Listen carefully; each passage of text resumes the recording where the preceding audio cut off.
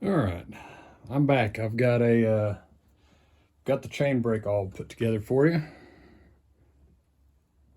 That's a good example of how it goes together. I just didn't think, if I'm watching a saw video, I don't really like watching one where they're showing literally every single piece going in slowly, unless they can make it a montage, put it in fast forward. I don't really have that editing capability yet, so we're just gonna do cuts. This one, top is toward you, the raised section. That goes over there. I've already got my worm drive in. Here's the clutch that needs a good little brushing off. I still stand by what I say. Occasionally, about once a year, take your saw, pull the starter cover off, pull a few covers off, and blow it out with compressed air. It's really, really good for them, and it makes them run better.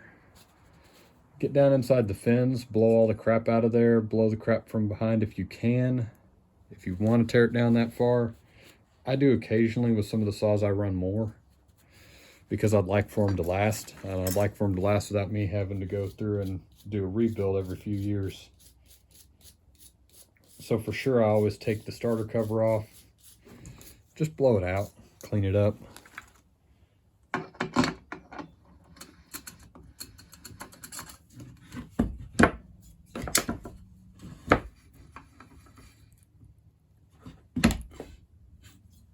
And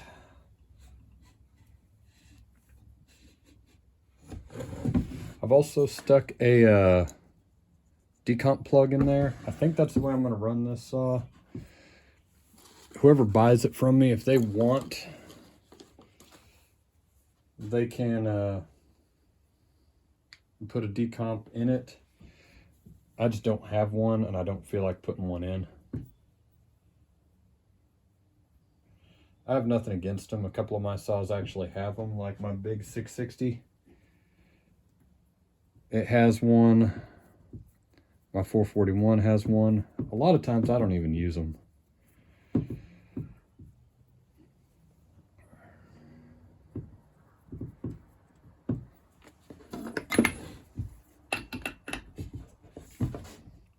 I'm not going to put a ton of torque on this, but I am going to tighten it up so I don't have to worry about it kicking out later. There we go.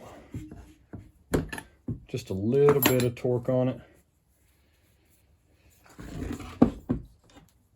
All right.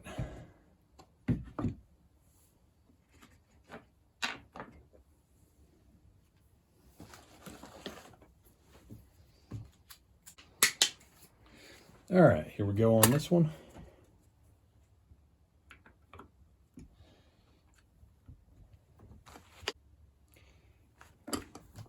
Sometimes on these, you need to take and knock a little bit of the sawdust out of them.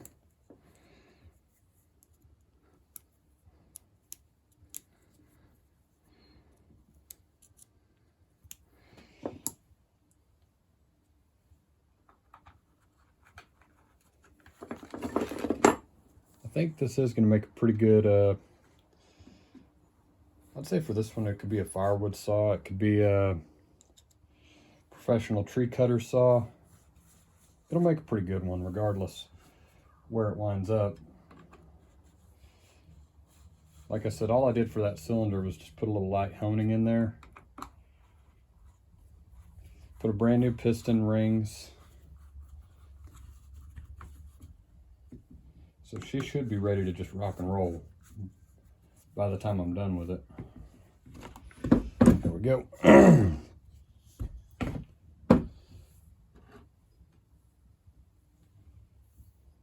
Look at that. Poor thing. I don't think it's ever had a proper deep clean like this.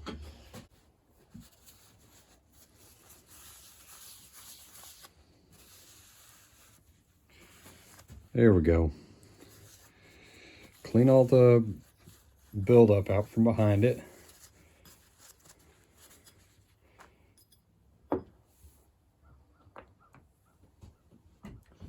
If need be, I can find another bearing for it if I need to. I've got some, I just need to remember what drawer they're in. There we go, you don't need a whole lot of grease on that. Now, when you're doing this, it's pointing right at that screw right there. That's where the drive is for the oil pump. There's a notch in the side of the clutch drum. So what I'm going to do is, as I'm dropping it down in there, right there it is. All right. This isn't bad, but I am probably going to put a new one on whenever I get ready to sell it. I'm just putting this together so that I will be able to start it once I get close enough and not have things flying apart on me.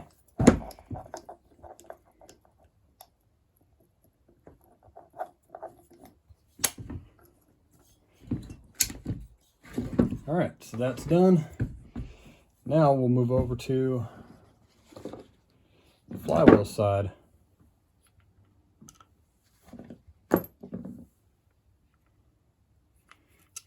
As I've said before, this is a flywheel puller. They cost you about, I think it's like $10 or $15. I think you can get them from Sawzilla. You can get them off of eBay. They are definitely a very good investment. And you can see again all that sawdust built up in there. If you want to make them last, just blow them out once in a while. All right, so I'm back after that. Now, one thing I really like to do, I know you saw in the past couple videos, I like to put a little bit of grease on the inside lip of the seal. So what I'm going to do is take a cleaner section, put a little brake clean on a grease rag, and come in here and just clean the shoulder off that's going to be behind the flywheel. You don't want grease built up back there because it can actually cause, that's a taper fit. Your flywheel is supposed to ride down onto that taper, pull in nice and tight, and then you torque the flywheel nut. If you have grease back there, it can actually allow the taper fit to slide and you can shear a flywheel key. That's going to make a very bad day for you whenever you're out in the middle of the woods somewhere cutting.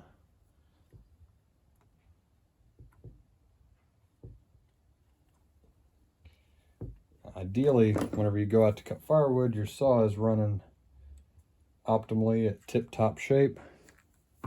We all know that occasionally doesn't happen. That's why we take spares.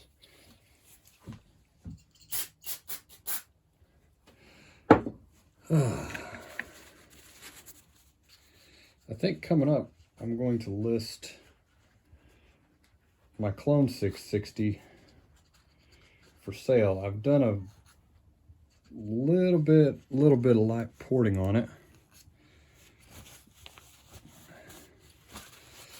Currently, I'm running a 24-inch 404 bar and chain, and I use it for quartering logs down or cookies down so that they can actually be split. Things that are just too much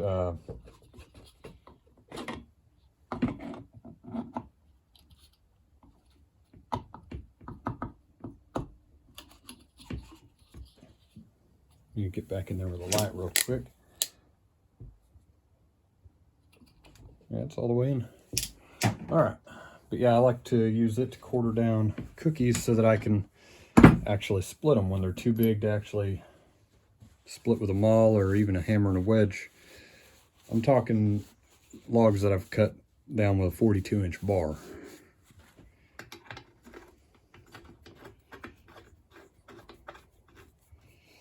So I'm thinking about selling that and actually building another one because I had a lot of fun building that thing and it's got some pretty good power to it.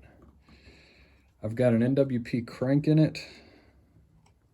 Bearings and seals, if I'm remembering right, those are OEM. So those are steel brand bearings and seals, gasket, highway top end, NWP crankshaft. I think I got an Archer Pro bar and chain on it. That's the only thing that's not super up there. But yeah, I've had a lot of fun building that saw and a lot of fun running it. I think I'd just like to build another one now. I really don't have any complaints about it.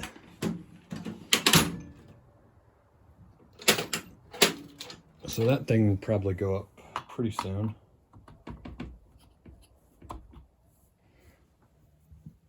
Starting to question whether or not that is, there we go. All right, I'll come back after I've got this thing torqued.